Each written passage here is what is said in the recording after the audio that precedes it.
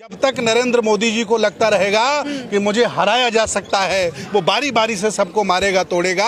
एक ही तरीका है कि शासक स्वीकार कर लो। मैं फिर निवेदन कर रहा हूँ, रसिया के लोग जिंदा हैं, चाइना के लोग जिंदा हैं, क्योंकि वहाँ व्लादिमीर पुतिन जब तक जिंदा रहेगा शासक रहेगा, शी जिनपिंग जब तक जिंदा रहेगा शासक रहेगा। उसी तर्ज पर भारत जा रहा है। ये चुनाव ये जितने वोट पड़ रहे हैं, चुनाव पड़ रहे हैं, ये छलावा है। ये भारत की जनता का पैसा लूटने का काम हो रहा है। इसका कोई परिणाम नहीं। हर चुनाव बीजेपी जीतेगी और बीजेपी का कब्जा होगा। आप डरे हुए लोग हैं, मरे हुए लोग हैं। ये देश लुट चुका है, बिक चुका है। अब आपके हाथ में कुछ भी नहीं बचा है। 10% लोग आंदोलित नहीं है भारत में, 90% लोगों ने सरेंडर कर दिया है। और जब 90% आंदोलित होते हैं तब कहीं बड़ी क्रांति खड़ी होती है। न कॉकरोच आंदोलन में कुछ हो पा रहा है, न किसान आंदोलन में कुछ हो पाया था। देखिए, भारत के जो छात्र हैं इनकी मांग जायज है, लेकिन ये बहुत डिले हो गया, बहुत देर हो गई है। एक बहुत कहानी आप लोगों ने सुनी होगी कि जब जंगल में आप जा रहे हों और शेर आपको घेर ले तो आप कुछ कर नहीं सकते, जो कुछ करता है वो शेर करता है। आज हालत भारत की ऐसी हो गई है।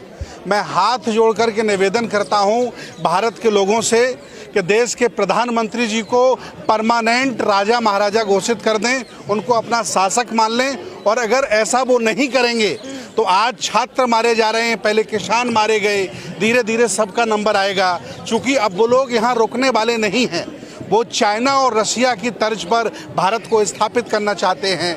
ये भलाई होगी, चाहे वो कॉकरोच हों, चाहे मेरे जैसे सन्यासी हों, और चाहे कोई भी हों, वो नरेंद्र मोदी जी को इस देश का परमानेंट श्री 1008 श्रीमंत नरेंद्र दास दामोदर मोदी महाराज स्वीकार कर लें। अगर वो ऐसा नहीं करते हैं तो मारे जाएंगे, काटे जाएंगे, कोई बचाने वाला नहीं है। अब ये देश नहीं बचा है, ये देश लोकतंत्र नहीं बचा है, यहाँ कुछ भी नहीं बचा है। और मैं 10 साल से चिल्ला रहा हूँ कि ये अब यहाँ रुकने वाला नहीं है।